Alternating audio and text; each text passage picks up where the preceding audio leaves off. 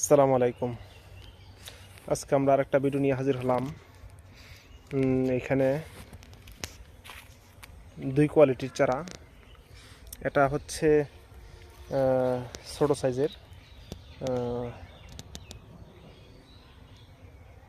একটু চিকন চারা, তবে আগামী সিজনে ফল দিবে আশা করি। ভাগ্য ভালো হলে এই বছরও ফল আসতে পারে।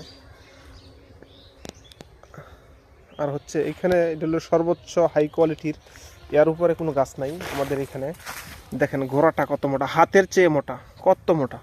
এটা হচ্ছে সিমেন্টের হাফ বস্তা করা।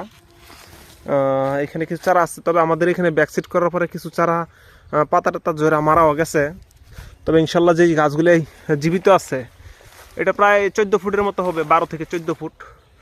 এই যে দেখেন পাতা ছাড়তেছে, এই যে কুশিগুলো দেখা যাচ্ছে, এগুলো প্রত্যেকটা গাছ টিকসই হয়ে গেছে ইনশাল্লাহ। ওই যে পাতা গজায় গেছে। এই গাছগুলি অত্যাধিক মোটা এবং সবল গাছ।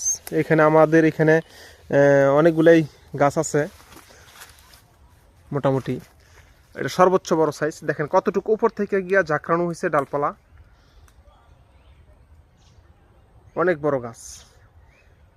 এটা আমার নার্সারি ডিপার্টমেন্টের মধ্যে এই সবচেয়ে বড় চারা। আমাদের এইখানে এর চেয়ে বড় চারা নাই। এরকম চারা নিতে চাইলে অবশ্যই যোগাযোগ করতে পারেন।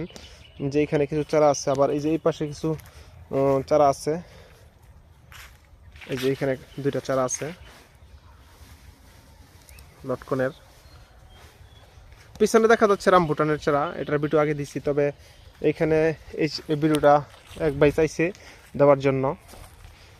এই যে এইখানে আমাদের কিছু চারা আছে বড় সাইজের, খুবই বড় সাইজের। এই যে এইখানে মোটা চারা, এই যে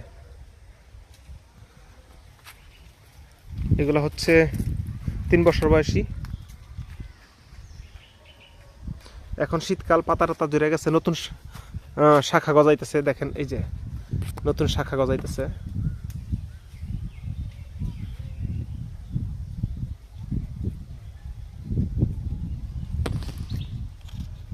পরিপূর্ণ গরম আসলে প্রত্যেকটা গাছেই ইনশাল্লাহ পরিপূর্ণভাবে শাখা গজাবে। এই যে কতটুকু সুন্দর উপরে গিয়ে ডালপালা হয়েছে। যদি কোনো ভাইয়েরা চারা নিতে চান অবশ্যই যোগাযোগ করতে পারেন। ফেসবুক এবং ইউটিউবে 2 জায়গায় আমার নাম্বার দেওয়া থাকবে। তবে সবচেয়ে সবল গাছ হচ্ছে এই কয়টা গাছ আছে, এইখান থেকে গাছ দেওয়া যাবে যদি কেউ নিতে চান। দেখেন এই যে গাছটা কত কত মোটা, আর কলমটা বোঝা যাচ্ছে, পার্থক্যটা বোঝা যাচ্ছে।